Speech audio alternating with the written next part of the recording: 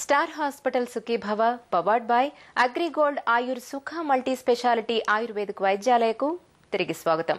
పురుషులతో పోలిస్తే స్త్రీలలో గుండె జబ్బులు తక్కువన్నది మనలో చాలా మందికి నమ్మకం.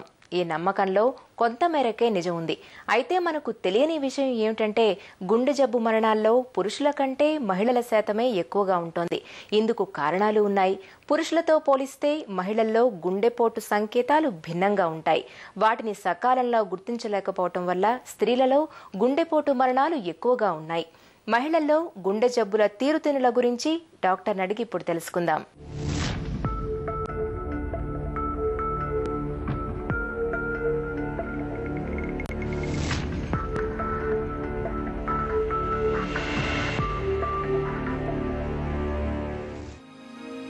మహిళల్లో గుండె జబ్బులు తక్కువనే వాదన నిజమేనా?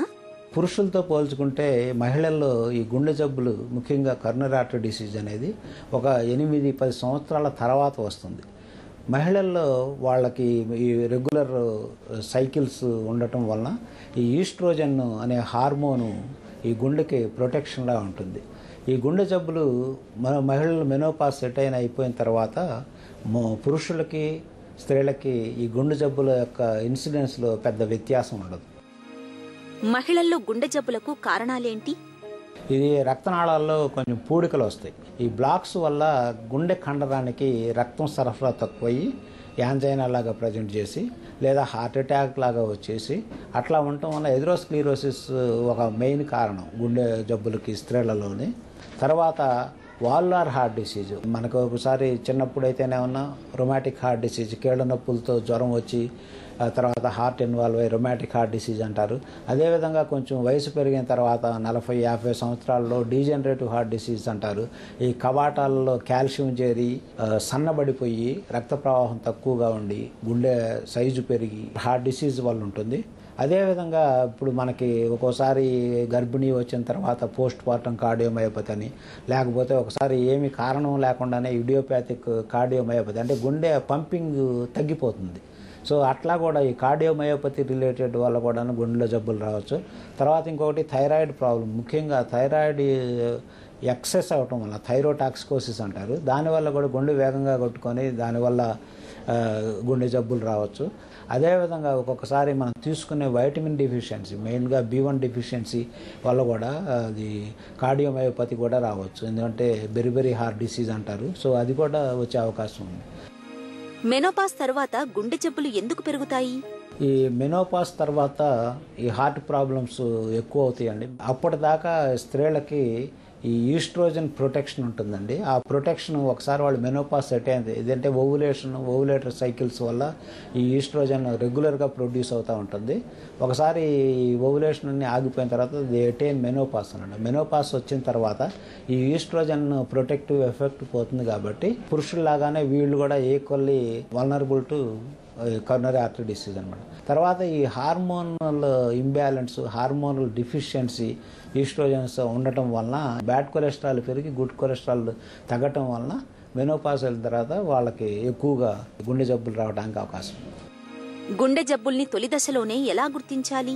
గుండె జబ్బు ఎట్లా ప్రజెంట్ అవుతుంది, ఏంటి దాని లక్షణాలు, వాటి మీద కొంచెం అవగాహన ఉంటే మనం ఈ తొలి దశలోనే మనం ఈజీగా గుర్తుపెట్టచ్చు. సో గుండెకి సంబంధించిన ఈ ఛాతీ నొప్పి, దీన్ని యాంజైనా అంటారు. అది టిపికల్గా బ్రెస్ట్ బోన్కి వెనక ఉండి తర్వాత స్క్వీజింగ్ టైపు లేకపోతే క్రషింగ్ టైప్ ఆఫ్ పెయిన్ ఉంటుంది.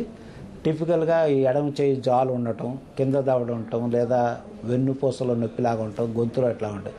ఈ ఛాతీ పెయినే కాకుండా చెస్ట్ పెయినే కాకుండా ఈ గుండె జబ్బులు ఒక్కొక్కసారి ఆయాసం లాగా కూడా ఉంది. దీన్ని యాంజైనా ఎక్వివలెంట్ అంటారు. సో ఆయాసం లాగా వచ్చేటప్పుడు అట్లా ప్రజెంట్ అయినా కానీ గుండె జబ్బు ఉండటానికి అవకాశం ఉంది.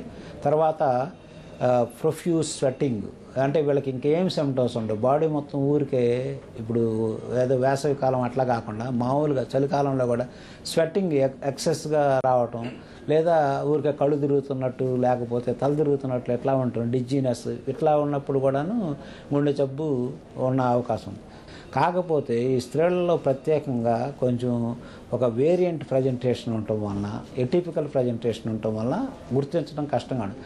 ఈ ఎటిపికల్ ప్రజెంటేషన్లో ముఖ్యంగా ఏంటంటే వామిటింగ్ వచ్చే సెన్సేషన్ ఉంటుంది, నాసియా ఉండటం, లేదా ఈజీగా అలసిపోవటం, ఈజీ ఫెటిగబిలిటీ ఉండటం, లేకపోతే ఇండైజెషన్, ఏదో అప్పర్ అబ్డామినల్ డిస్కంఫర్టు, ఈ పులతరెంపులు అంటారు, యాసిడ్ ఎరక్టేషన్స్ అవన్నీ ఫ్రీక్వెంట్గా రావటం, ఇవన్నీ కూడాను గుండె జబ్బుకు సంబంధించి. ఒక్కోసారి ఏమన్నా ఓవర్ యాంగ్జైటీ, ప్రతిదానికి వర్రీ అవటం, విపరీతంగా ఉండడం, ఇట్లా ఇది కూడాను గుండె జబ్బు యొక్క లక్షణమే.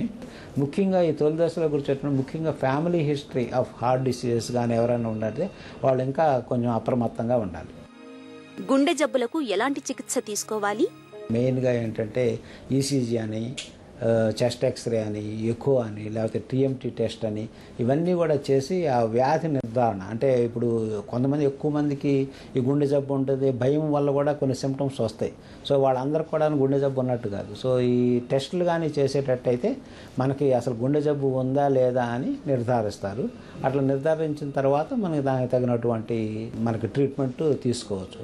తర్వాత కొంతమందికి ఈ గుండె జబ్బు ఉన్నట్టు తెలుసు, అంటే కొన్ని టెస్టుల వల్ల ఈక్యూవోకల్గా ఉన్నాయి అట్లాంటివి ఉన్నప్పుడు ఏంటంటే కొన్ని జాగ్రత్తలు తీసుకోవాలి. సడన్గా ఇప్పుడు చెస్ట్ పెయిన్ రాగానే యాస్పిరిన్ తీసుకోవటం, లేదా వెంటనే ఇమీడియట్ డాక్టర్ దగ్గరికి వెళ్ళి ఈసీజీ తీసుకోవటం, ఇట్లాంటి కొన్ని కానీ తీసుకునేటట్టయితే ఒకవేళ గుండె జబ్బు ఉండి హార్ట్ అటాక్ వచ్చినా కానీ దాని యొక్క తీవ్రతని తగ్గించడానికి కూడా కొన్ని ఉపయోగపడతా ఉంటాయి.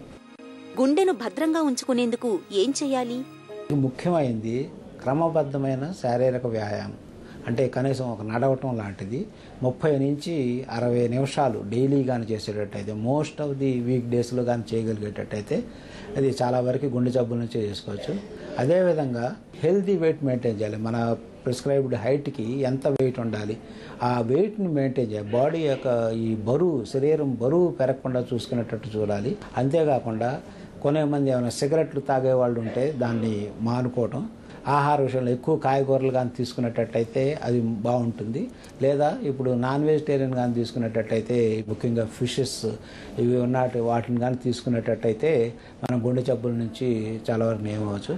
అది కాకుండా ఈ పేషెంట్ ఏమన్నా coronary risk factors, heart attack రావడానికి రిస్క్ ఫ్యాక్టర్స్ కానీ ఉంటే, ముఖ్యంగా మధుమేహ వ్యాధి, తర్వాత ఈ హై బ్లడ్ ప్రెషరు, లేకపోతే మానసిక ఒత్తిడులు, ఇవన్నీ కానీ మనం తగ్గించుకునేటట్టయితే చాలా వరకు గుండె జబ్బు నుంచి. తర్వాత సాల్ట్ రిస్ట్రిక్షన్ కూడా చాలా ఇంపార్టెంట్. మనకి తగిన మోతాదులోనే ఈ సాల్ట్ని తీసుకోవాలి, లేకపోతే సాల్ట్ ఎక్కువ అయ్యేటట్టుంది హైపర్ టెన్షన్, తర్వాత hyper tension related heart problems ఇవన్నీ వచ్చే అవకాశం ఉంది. మహిళల్లో